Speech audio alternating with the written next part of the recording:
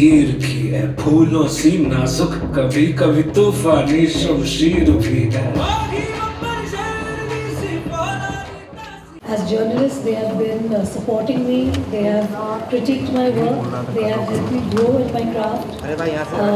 My peers, my directors, of course you, Sanjay, all my directors, you know, and the producers who have given me this beautiful opportunity of giving me these wonderful roles that I was able to portray in the cinema, and especially, you know, being the voice of Indian strong women on cinema. I think that is something that I've always chosen to do consciously or subconsciously. It was it always came into my lap and I grabbed it. Even your film, Kabhi Alvida Na Kehna. It was different. It was challenging. Whatever the circumstances are, whatever the situations are, one has to smile through and, you know, go forward. But what has been always very important for me is the support and the love that I've got from my family. You know, that's my mom, my dad, my brother. I'm a fan of your craft, but I'm an absolute fan of your mom's. She is, for everyone here, I have to say, she's one of the most entertaining people I have met on planet Earth. And please, if I forget, I have an anecdote about Krishna Auntie and Kuch Kuch Hota Hai that will always remain in the inner recesses of my mind. Apart from being a compassionate, empathetic mother, wife, and has been a daughter and sister, but she is hilarious. Yes, she is. And you recently celebrated her 75th birthday. Yes, I did. And you told me she was refusing to divulge her age to you. She refused to tell you how old she was. Yes, yes. And you had to go back, ask her sisters, ask her family, and calculate that she's actually turning 75. 75, yeah. And apparently she refuses to acknowledge your age as well. Yes. Yes, she does. So we have a special image of that special celebration of you and your mom on her 75th, and I'd love to share that with everyone, all our friends of the media. Of course. Let's have a look. Really got the picture? Let's have a look. Yeah. Yeah. That was just recently. I had the pleasure and privilege of attending this celebration, Rani's mom, Krishna Auntie's 75th, and she was as radiant, as happy, and as crazy as she always is.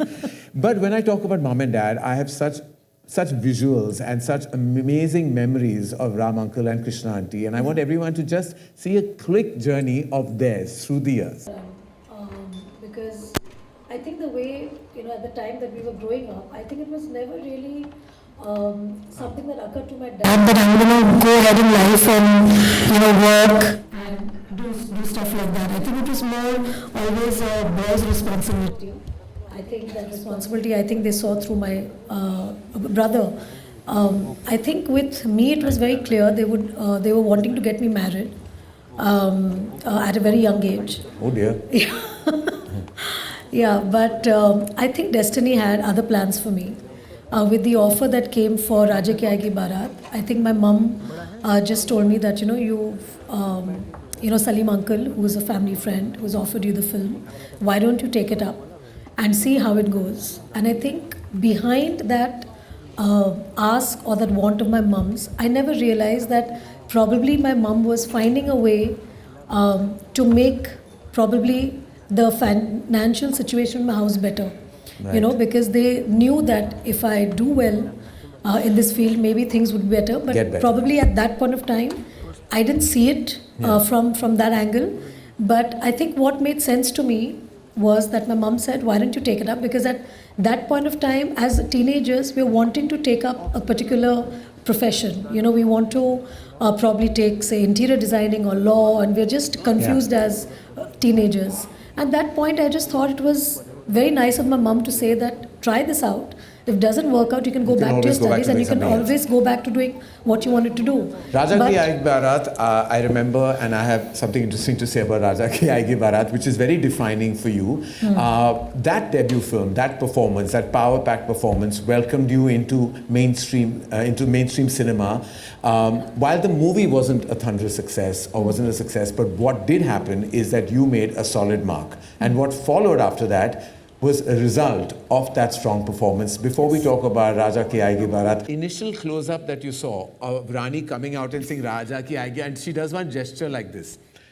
I got a call, 8 leading ladies had said no to me for Kuch Kuch Hota Hai. I had become like the most rejected first-time filmmaker, because nobody wanted to do that part of Tina. I was trying very hard to convince them that it's pivotal to the film, it's important, it's a really crucial part.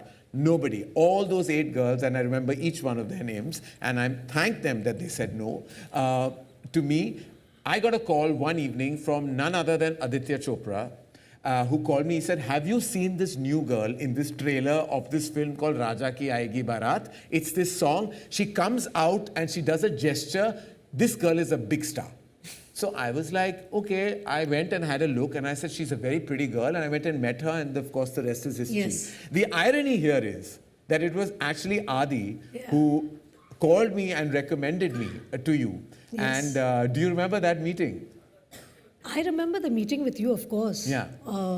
But I think Raja Ki Aayegi Barat has to be one of those moments in my life where truly, Karan, if, when I look back, I really don't know what I was doing.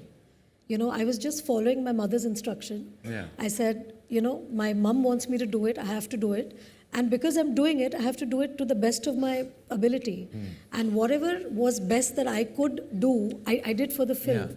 But what I didn't know was the kindness that was shown to me by, say, Adi, you, Shah Rukh, Amir. You all at the same time probably saw this and you all thought that I was okay enough to be part of your films. Amir brings me to Ghulam. Yes. So what happened with Raja Ki Aayegi Barat? I of course saw this close up, and I was thinking about, because I was still in the midst of being rejected. Yeah. So I was still like thinking that this could be my backup option. I'll see. I'll get a few more rejections, but this is not about me. I remember Ghulam. And you got signed, and the one thing in your favor for me was that you had this big Amir Khan film. Right. And no one realized then that one song from that Amir Khan film and your presence in that film, and of course the film itself, is going to break ground and create and be the beginning of your stardom. That song, Aati Kya Khandala, I've heard you even sang it on a plane only because nobody knew that you were the leading lady. Is that true? No, I think we were going for the movie premiere or something. Those days there were no promotions. There were no promotions. I think there were only premieres, and I think somebody asked me in the plane to sing a song. And you sang Aati Kya Khandala in a plane? Yeah. The plane was not going to Khandala, but it was obviously not. Yeah, so. I think it was going to Delhi, and if I'm not mistaken, it was Bhavna auntie from the media. I don't know if she's there today. Bhavna auntie asked you to sing a song? Yeah. Okay. Yeah, Bhavna auntie. Well, I was actually sleeping on a lap with full oil in my hair, and I remember... Later we'll discuss why you were sleeping on Bhavna auntie's lap. Not because this is a live YouTube show. We'll have that chat later. Bharti auntie is here, though I can see her. Sorry, same generation of media, so I can say that to you, Bharti. You're a dear friend. Aati Kya Khandala happened. But the one thing we have to address, and it's the elephant in the room. Yes. They changed your voice. Yeah. And what were your thoughts and feelings at that time? I think as a newcomer, you don't have much of a choice, because it was a really big thing for me to be able to do a film with Amir and opposite Amir, because he was one of the superstars then. So when Amir actually, which I learnt later from Vikram, who's my director, that actually it was a decision taken by probably Vikram, Mukerji and Amir, but they made Amir become the bad cop, so to speak. And Amir kind of explained to me that, for films we have to sacrifice certain things for the best of the film, for the best of the movie, and probably your voice is not apt for the character or the role. And then he asked me who my favorite actress was, and I, without blinking, I said Sridevi. And he gave me an example how Sridevi's voice was dubbed in a lot of her films, but it didn't stop her from being the star that she became. So with that logic, he said, Rani, you must surrender to whatever is best for the film, and, we think that your voice should be dubbed. And it was a little... upsetting? Upsetting for me, but obviously I couldn't show the fact that I was upset, because you need to be a team player whenever you're part of a film. Absolutely. And I think as actors, as technicians, we need to be part of a team. If somebody asks us for something, we have to be able to do it. And even if there are personal, say, disappointments, it doesn't matter as long as the intent is true for the film. Correct. And they went ahead and they dubbed my voice. But what was beautiful, Karan, which I have to tell everybody here, is that I really owe this to Karan. We were shooting for the trailer of Kuch Kuch Hota Hai, getting teary-eyed. Oh. And I will come kiss you.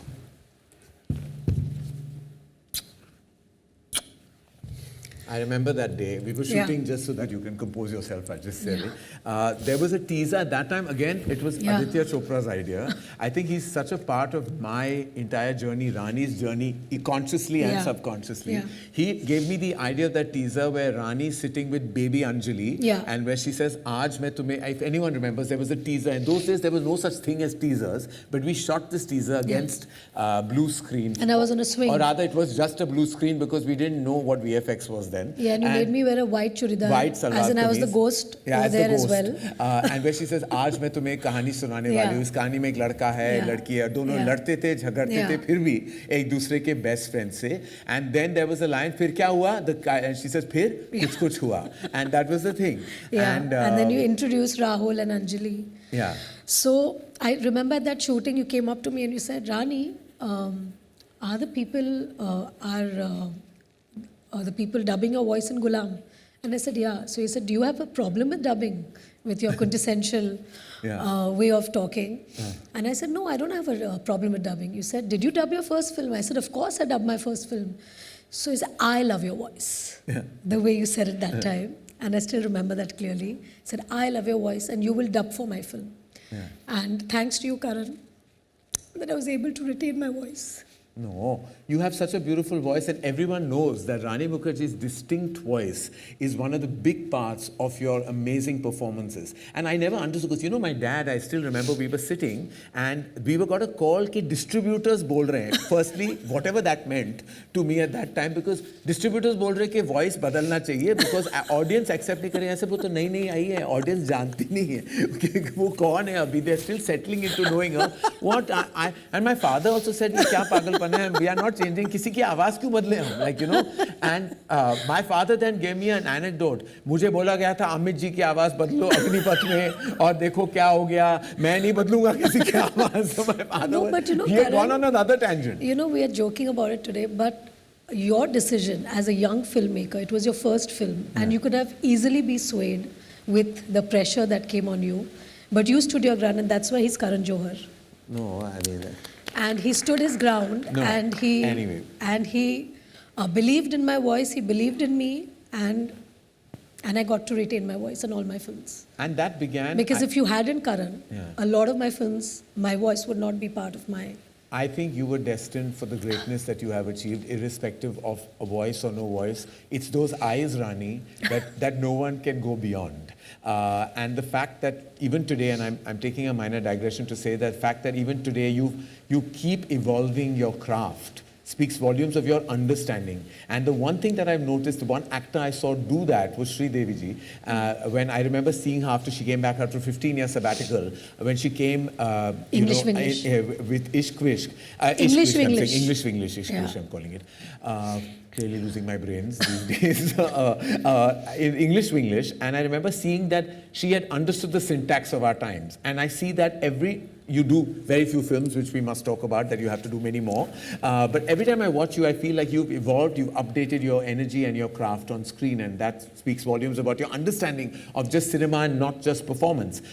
Going back, there were some very, and I think it's lesser discussed, but there were some kind of brave roles that you did take on that were progressive in nature. Your character in Hum Tum, your character as Maya in Kabhi Alvida. These were actually progressive characters, and it takes a lot of inward Suhani from Sathya. And Suhani from Sathya. I think they were all very progressive women. You know, you were portraying very progressive women on screen. Today, the woke world talks about it. At that time, it was never discussed with the due. It was not given that kind of due. Of course, the performances were, but not the progressiveness of those parts. What were your thoughts when you were performing these parts? I think I was inspired by those characters, Karan. I think when a script comes to me or when a character is presented to me for me to play, I always look for something that touches my heart or something that inspires me Because as people, when we are playing different characters, I also have to become those characters.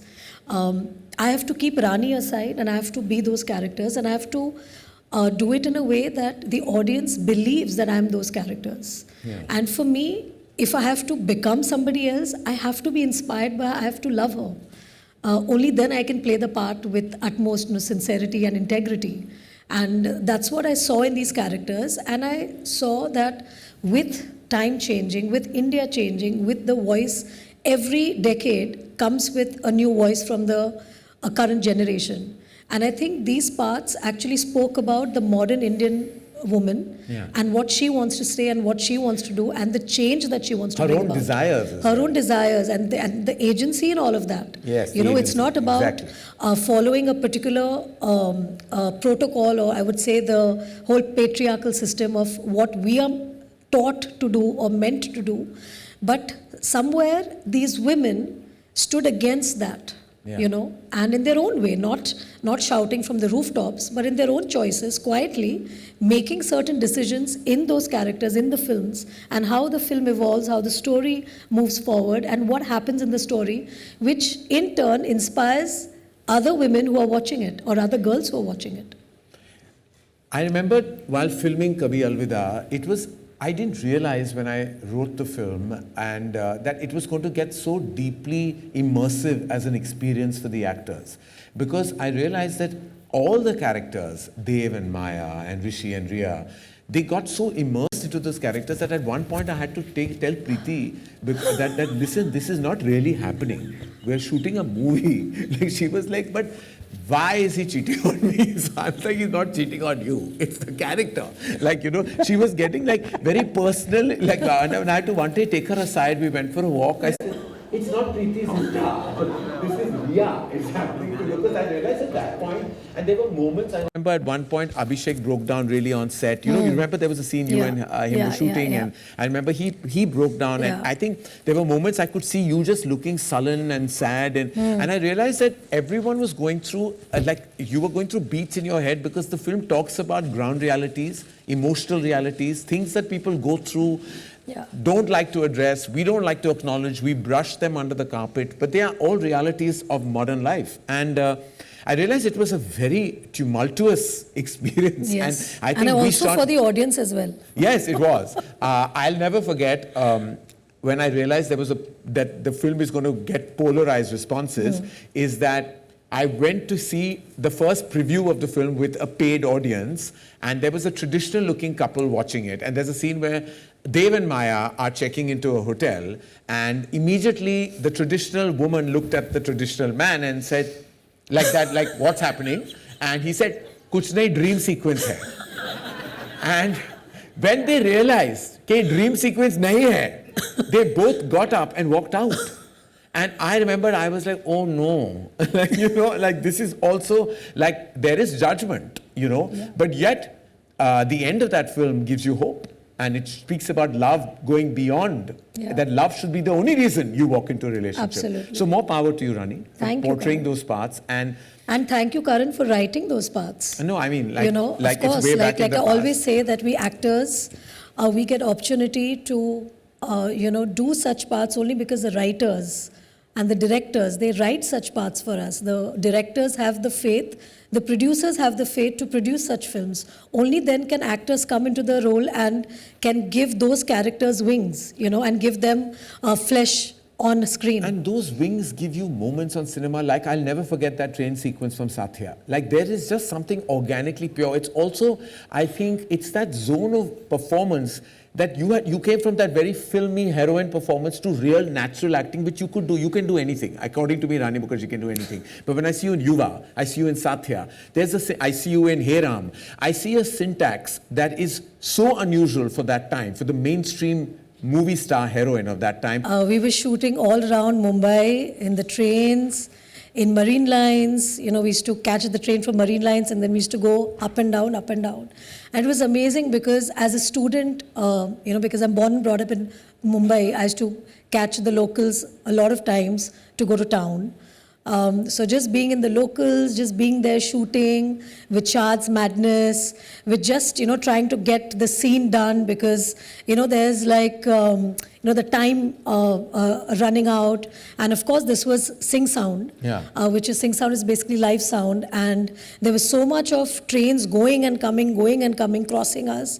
But I do remember the sound recordist was such a genius that he actually kept all the sound which is live. Wow. And today you can't even imagine because the minute you go for a Sing Sound film or you are working on a Sing Sound film, they always say that, there's some external sounds happening, we need to quiet down. And I remember shooting Satya in the midst of the local trains and all of that was live sound. So it was like amazing, and I love Suhani's character. I think she's so defiant, and she has so much chutzpah. Like and the fact, and she makes the Aditya's character completely squirm because when he says "I love you" and she says, "What does that mean?" No, but because she's a doctor. So? Like in her head, she's like, "Okay, these are certain chemical things that are happening in your system. It's not really love." Yeah. So that was probably the thing that Suhani was thinking, and I think it's so beautiful because it was a young love story. It was about young lovers who go against their family and they come into a relationship, and it actually showed what challenges couples face when they get married and when the initial dizziness of love goes away. What is left is, if the love is truthful, if the love is pure, it stays. Yeah. Wow. That was one tone of performance that started cementing you with every passing performance and year as such a solid actor. Two performances that when I shut my eyes and I think of brilliance, I think of two performances where you portrayed disabilities. Yeah. Black and Hitchki. Let's go back to Black. Turning point not in your career as a movie star, but like talking about just the brilliance of that performance is yet not saying enough. Like, what was the kind of work, energy, and just feeling? Because I still remember you telling me that when you all saw the film, you and Amit Uncle saw the film, you all hugged each other and just broke down when you saw the copy of the film. Yeah. And when two actors have immersed themselves so deeply into that kind of experience and filming, it's only then that you feel like that release is so needed. Tell me about Black.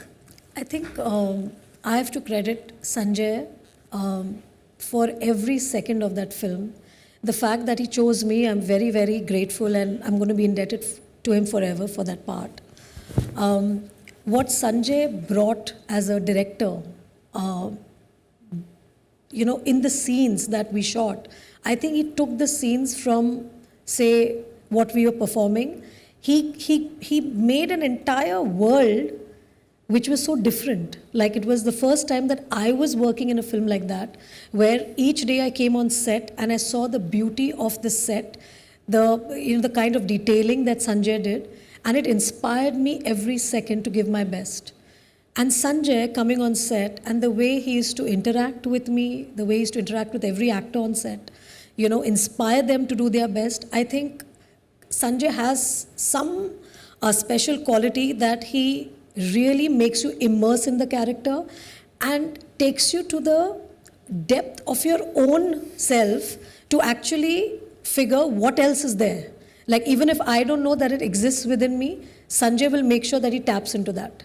And I don't know how he does it, but he does it. He creates an atmosphere that takes you to that place in your life or in your performance of that particular scene that, Rani, you have to give your best. And he does that with every actor of his.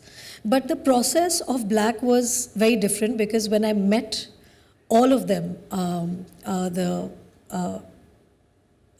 everyone who's visually challenged. Everyone who's challenged with seeing, with talking, with hearing. And I interacted with them because by then I had learned the sign language. Because I had to go through 6 months of training of learning the sign language to be able to communicate with them, because I needed to spend time with them to, observe them, how they interact, what are their movements, how do they look, because there is no, if your world is black, how do you react to as a simple thing of get me a glass of water?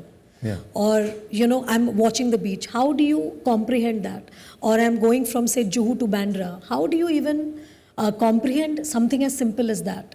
And they go through their lives with that. But what was amazing about them was that they were so self-reliant. They had so much pride in them for who they are. And the fact that they had overcome so many obstacles in their life, and that gave me the power to be Michelle McNally. Yeah. That gave me the spirit of Michelle McNally, because I saw that they didn't want sympathy. They didn't want you. They were cracking jokes. They were saying things which Sanjay and me used to crack up, because when they used to sign and I used to understand what they're saying, and Sanjay, well, did he actually say this? And I said, yeah. And they were like things which used to be bizarre. So I think the spirit of Michelle came from the fact that I spent a lot of time with them and I learned that. But of course, working with Mr. Bachchan, I think that for any actor is, I think, a turning point in their career. And especially Mr. Bachchan in a role like what he did as Debraj was something that was, I would say, a masterclass every day coming to set. And to watch Mr. Bachchan do his bit, with Sanjay inspiring us day in and day out, I think that was, in my career, it's one of those magical films or those moments that I felt extremely spiritual and grateful, because you suddenly start realizing in life that there is so much to be grateful of the fact that you have your six senses. You can see, you can hear, you can talk, you can walk. You can use your arms. Like I used to have days where my arms used to hurt because I used to keep on learning how to do my sign language, and you require your arms for that. Yeah. And I used to wonder that, oh my God, they have to sign through the day because that's the only way they can communicate. So it was like a eye changer for me. It was like, my whole life, I became a different Rani then. And you think that all that truckload of work, that emotional investment, I'm sure Black didn't leave you for years after you even finished performing that part. Because a character like that doesn't leave you very easily. Of course, it increases your empathy level, it increases your ability to take on any character in the world. Did all that work that you put into Black also come in complete handy when you were performing the part for Hichki? Yes, because that absolutely. was another disability, Yes. Tourette's, that you were Yes, portraying. yes. Totally different in texture, in syntax, but also needs a lot of personal investment. Absolutely. And what was shocking for me is that at that point of time, hardly people knew about Tourette's. Yeah. Nobody knew. And I was like, really? People don't know about Tourette's? So for me, doing Hichki was also a reason where I wanted to tell people that this is something that people have, and they are living their lives with it, because it was a book inspired by Brad Cohen. And he unfortunately couldn't come to India because I wanted to do a lot of research with him. Because it was inspired by his book. But, doing those Zoom calls with Brad and interacting with him and talking to him about his emotional journey from the time he was a kid, I think that made me understand that what people go through when people don't understand.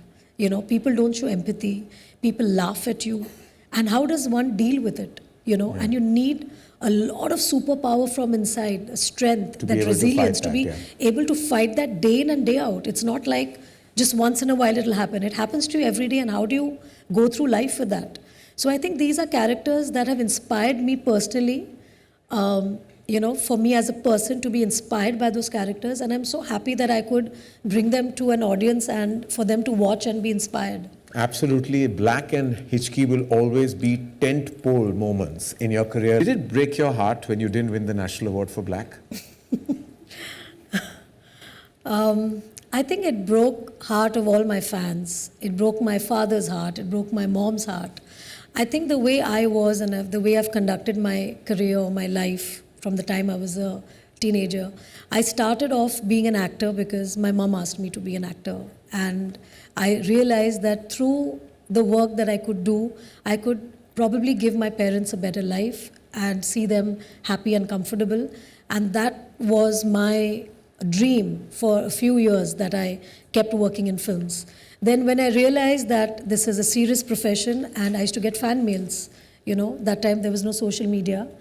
We would only get to know through fan mails. And through my fan mails, I realized how important my fans believe in my work, and how important it is for me to give them back what they want from me, you know, and I need to do better films, better roles, better performances, and that's when I started understanding the seriousness of the profession. And when I started doing that, I think I had my blinkers on like a horse, you know, and what I saw was just moving ahead, wanting to make my audiences happy, wanting to do the best for my films and make my directors happy because they are my first audience. And that was something that I kept doing with or without awards, because my goal was not to say win a award so that it makes me happy today. I think winning awards is more about the recognition that the entire team of that film gets. Because if you are recognized, the team feels elated, the audience feels elated. But as an actor, I have to constantly keep working. But it hurts. You know? It does hurt, hurt. but it doesn't become a criteria specifically because that year Mr. Bachchan and Sanjay won. Yes. And you know, everyone felt, not just the fraternity, the audience space, everyone. Sometimes it's not in anyone's control, of course. You know, awards are. But you know, Karan, I think it's good that it happened, because Why would you say that? very earlier on in my life, I realized that even after you do your best work, you might not get the recognition that you deserve.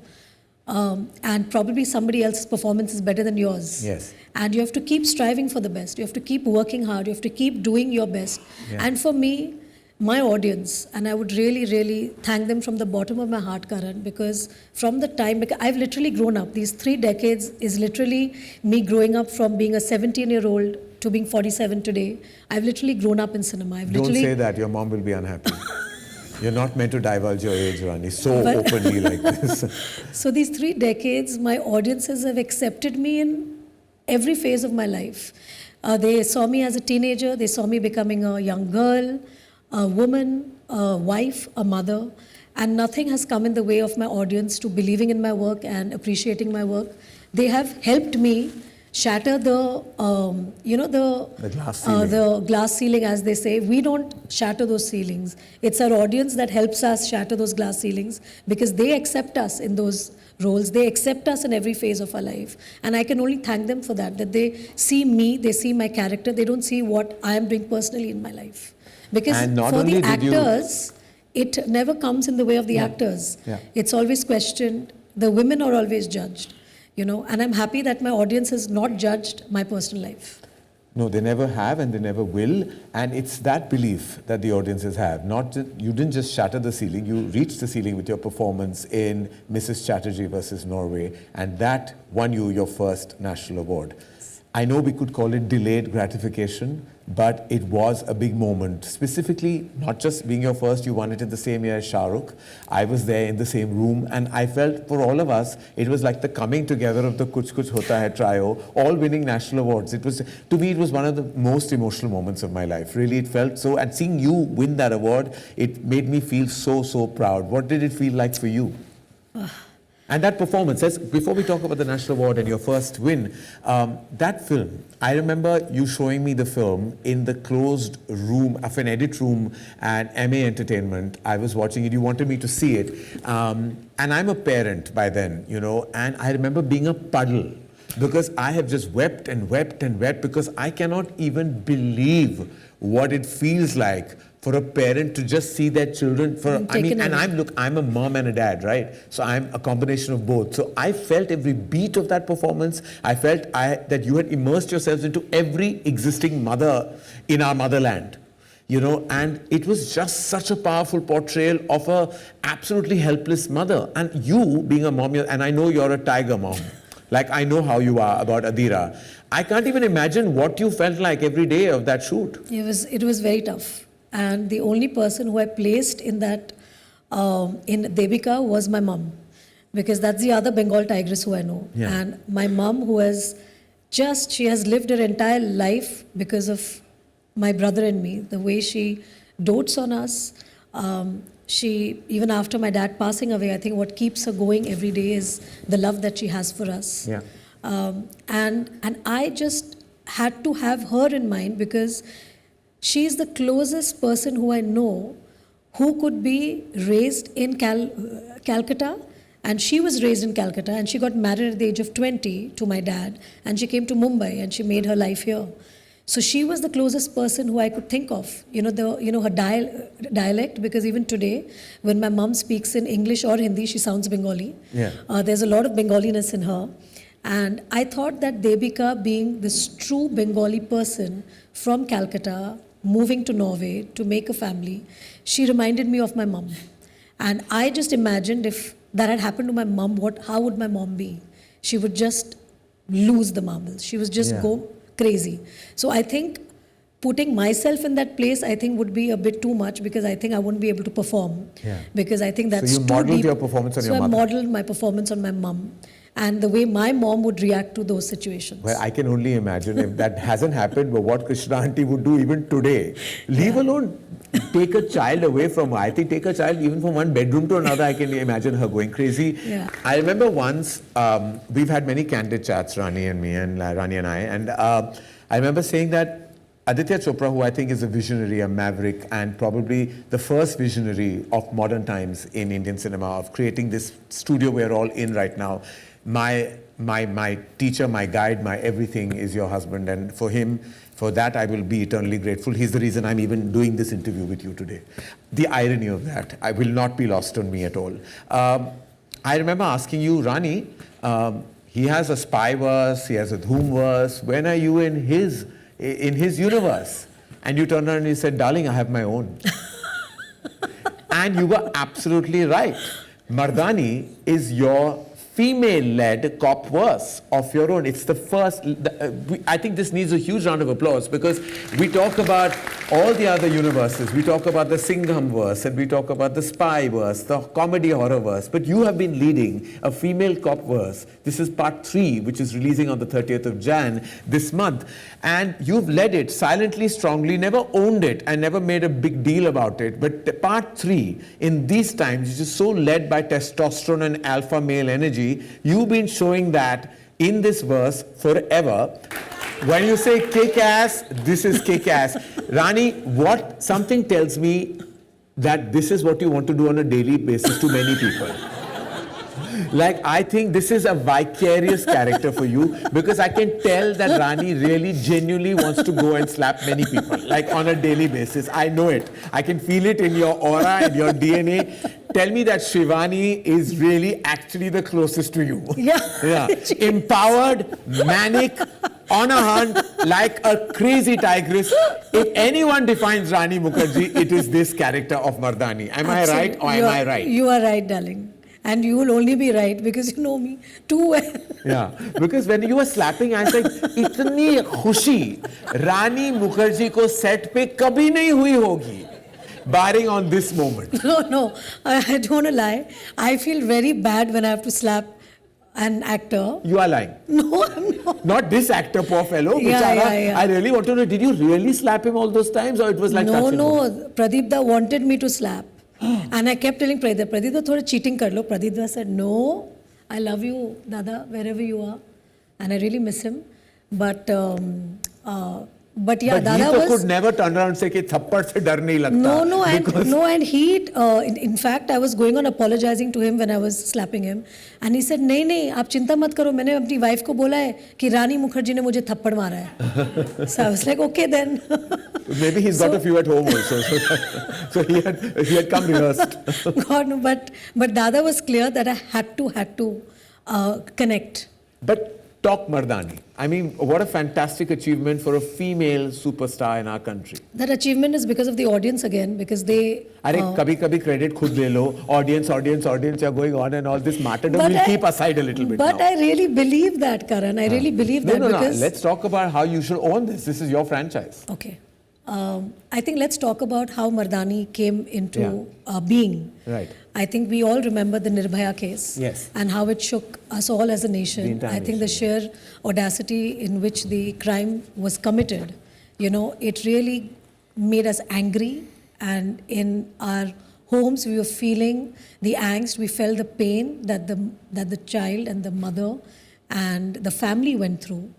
And it was shocking to us because before that, a crime like this wasn't probably spoken about on media so openly. It was the first time that we got to know about a gruesome crime like that, and it really it was traumatized. Like we were all traumatized by it.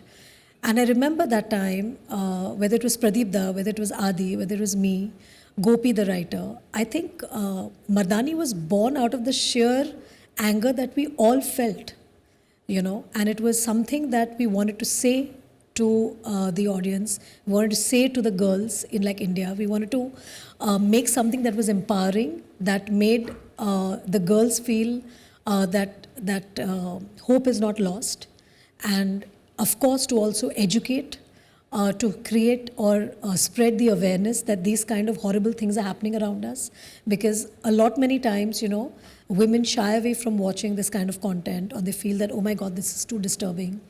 But I think it was so important to spread the message of awareness, you know, and to protect, because the more conversations we have about these things, the more people get aware of these kind of crimes, because it takes that one wrong time for something bad to happen or something untoward to happen to a person.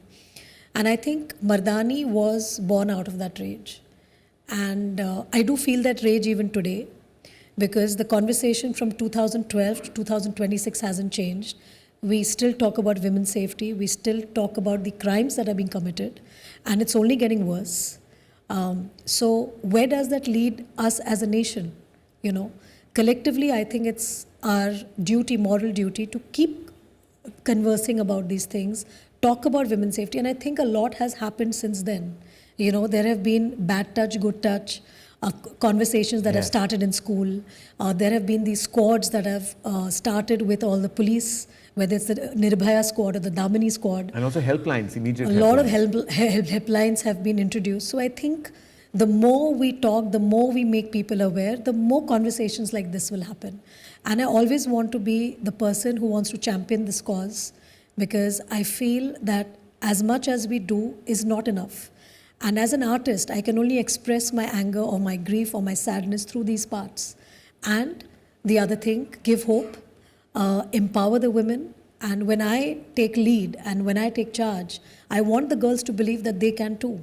You know, ironically, Rani, in the 80s, in the South, there was Vijay Shanti ji, there was Zakhmi Aurat, there was Phool Bane Angare, and Khoon Bari Maang, Rekha ji. There were so many progressive movies made about empowered women in the 80s. We kind of lost track of that till Mardaani happened. And I'm so glad, because I think it opens doors. Even in our studio, in Yashraj Studios here, there is Alpha coming, which is led by a woman again. Yes. And I think Mardaani opened many doors of achievement for acting, for women actors in our country, because it's important that they are front and center, because they are solid performers, they're actors, and in many ways Mardaani has contributed to that. And congratulations. And each time, not only have you raised an important topic, but it is done not just with a mainstream lens, not just with a absolutely commercial venture lens, but also with an important message. And I think that comes because that's your personal belief system as well. Absolutely. And also, Karan, I do believe that, you know, we as this generation that's coming now, I think we should stop putting labels. You know, because this whole female-oriented film, I think we should stop that chatter, and we should just call a film a good film or a bad film. Yeah. Because, you know, the more we keep talking about that, it just defeats the purpose on which we keep harping on, that we don't want to let this happen, and we keep doing the same thing. You know, when we are writing a thing also, we should stop calling it a female-led film. It should just be a film. A film, right. You know, because it's about a story, and either people like the story or they don't like the story. They like the content or they don't like the content. But this constant pressure of it being a female-led or a male-led film, it just is very tiring. And I think the Gen Z or the Gen Alpha generation, they have to start making that difference. Oh, they're already starting. Yes. I think that kind of awareness is building. Yes. Mardaani is a special film. It is the third part of this hugely successful franchise led by you. It releases at a theatre near all of us on the 30th of Jan. This is such an important film, not just because it's a part of a franchise, but because the topic is so essential. The messaging is so important. And I hope it empowers everybody to take up these issues, not just in cinema and storytelling, but also proactively in our day-to-day existence in life. Yeah, absolutely. day-to-day life reminds me and takes me to your day-to-day life. I think it's very essential. We've talked about all your career achievements, the legacy of 30 years, brand Rani Mukerji and what she's brought to the table. But at home, I've seen what Rani is as a daughter, as a wife, and as a mother. Now, you are married to a myth. Conjecture about him not even existing. Though fortunately we do know he does. We've had the pleasure and privilege of actually spending time with him. I'm not sure he will appreciate this question, so you can skip to the good part, which is the next one. Because what is it like being partners with Aditya Chopra? I think, Adi, you have known him before me. You know how simple he is in terms of he likes to be really basic in his life every day. And I think that that is something that has endeared him, like it's very endearing quality that he has. And that's something that I was drawn to because I come from a very humble and simple background. And the qualities that he had, the way he respected his parents, the way he, went about his daily life, I think that is something that really attracted me to him, so to say, because he didn't come with any, any baggage of being Yash Chopra's son. He didn't come with any baggage of being who he is, a very, very prolific filmmaker, being Aditya Chopra himself. He's really, really very simple. And I think that is what, because if he had even an iota of ego or any iota of air around him, I don't think I would have ever fallen for him. So that's something that I deeply appreciate about him, that he lets me be who I am because he's so basic and simple. And I think it was meant to be, because when I see him with my daughter, it reminds me of my days with my dad. You know, he reminds me a lot of how my dad used to be. And the kind of time he spends with my daughter, with our daughter, and the way he is with my family, I think that makes me very happy, because it's very important when your husband also respects your family, your friends. And I think Adi has always accepted them with a lot of love. And he lets me do what I want to do. And he empowers me. He may let you do what you have to do, but I am petrified of him. Because I remember his paranoia of no image getting out, of him not wanting to be at your house, because he used to say, I'm not coming to your house, press hoga niche. And I was like, yeah, press nahi hai. So like he's just so hyper. I remember when you all were getting married and I was one of the 18 people at the wedding, and he turned on and told me that if the wedding information leaks, it will be only because of you, as in me. Because others don't know anybody else. You're the only person who has access to the outside world. Remember, if any trickle of information that leaks, it will be your fault. And I will never forget how stressed I was, because I remember 2 States was releasing, and I had to tell everyone I'm leaving to go out, and everybody felt I was being insensitive to 2 States. Why am I going on the release day of a film that is so close to my heart, a film that is a Dharma production film? I'm leaving. I said, I'm going, I have an event in... Even my wedding was 2 states. Yeah, it was 2 states. 2 states, you're going to the other. I was going from 2 states to the other, and I remember I was lying through my teeth to everybody, and I told everyone I'm going to Manchester. And the first thing I do is I bump into Dabbu uncle, Chimpu and Chintu uncle at the lounge. And they say, "Kahan ja raha hai?" And I was at the wedding was actually in Italy. So I was saying, "मैं Manchester जा रहा हूँ." So Chintu uncle has done a Spanish Inquisition. Manchester को planes जाते हैं? कब जाते हैं? कैसे connection जाते हैं? कौन से transit से जाते हैं? कौन से terminal से जाते हैं? And I was like, I'm lying. And then finally they've come at the lounge and they were going somewhere else, and they said, your flight to Italy. And he said, तू तो Italy नहीं जा रहा, तू तो Manchester, तूने झूठ क्यों बोला? And I was like, oh God, I was so stressed, and I remember this is all because of the hyperness that I have, because I'm petrified of your husband, and I still am. Even now, I have nothing to do. I know you have nothing to do with it, but even now when he calls me and he says, Karan Johar, I know I'm going to get fired. He says my full name only when he has to reprimand me. And I'm 53 and I still... So much. He does, and I know that. And if I get reprimanded by anyone, it is your husband. So I'm like, I had to talk about him because he's the other elephant in the room that we have to discuss. But you spoke about yourself, about being...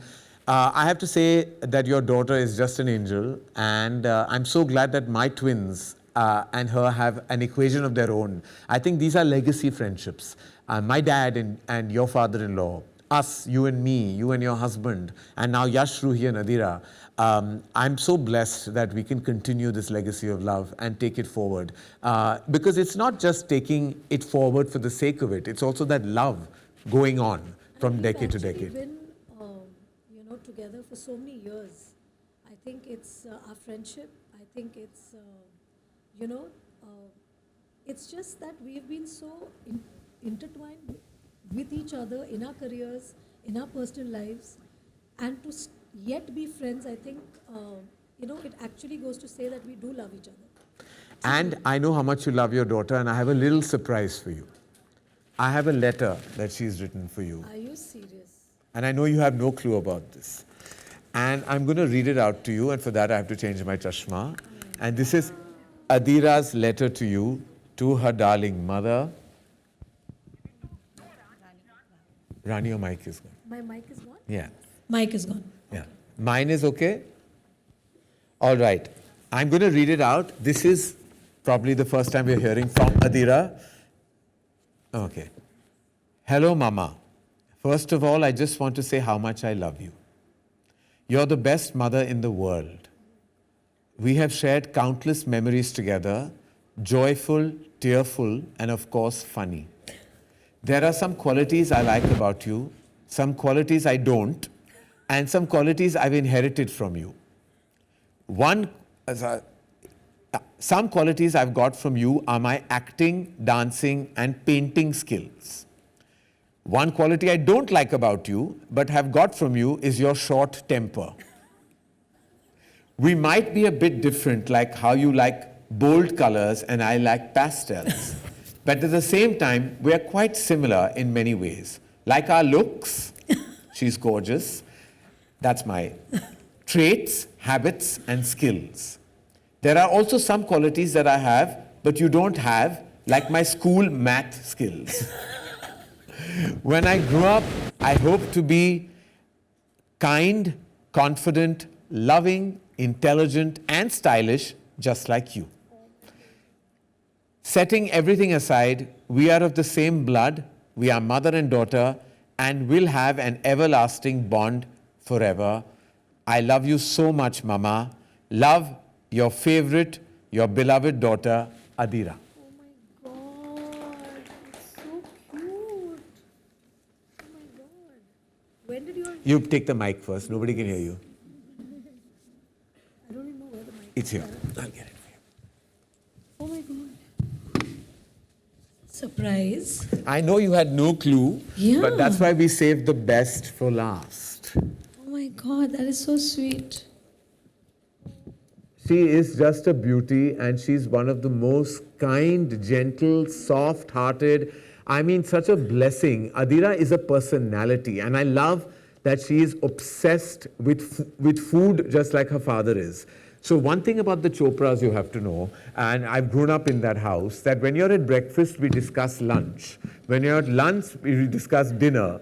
And food is a big part. Food and film is what defines the Chopra Khandan. And that's the one thing, Adira, I was surprised. We were in London together once, and she knew, my two bhola bachchas who know nothing about anything, I want to tell you. She was quoting all the fancy names of the menu, and she knew everything about food. And both Rani and I started laughing because I said, my God, this chip, this block, it just goes together. She is truly, truly a chip of the Chopra block. Truly Yash Uncle's granddaughter. Yes, she is. Truly. Because sometimes I actually wonder that, is she a reincarnation of Yash Uncle? Because she reminds me so much of Yash Uncle. Right. She's very creative. She also writes really well. She's a good storyteller. And I think she gets it from Yash Uncle and from her dad. Well, we are all a result. This is really amazing. And I'm wondering that she has not told me about this. She has not. That means she can keep secrets, much like her mother. Oh my God. Much like her mother. Another thing you all both have in common. Yeah. Rani, I have to say that we're here at a very emotional place. We're here at the center of YRF. I'm a filmmaker because of the man behind the studio, Yash Chopra. his son, and the legacy of Yash Raj films. You have taken it forward in your own way as an individual actor also, carving your own journey, making your own way forward, carving this brilliant 30-year career, and here's to 30 more. We have a special film releasing, but this year is special because we celebrate 30 years of the glorious, the beautiful, and the mega talented Rani Mukerji. And it has been an honor, a privilege, and completely my pleasure to go down memory lane to talk about this exalting, beautiful, and solidly sincere journey that you have had in the movies. I just have one request from your fans who you love and adore, is just make many, many more movies. We need to see more of you on celluloid because every time you come, you sparkle. Thank you, Rani. Thank you so much.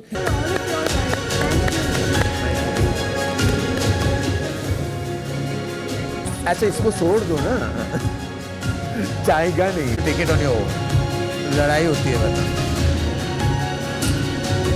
Take it on your own I can't afford to give you a knife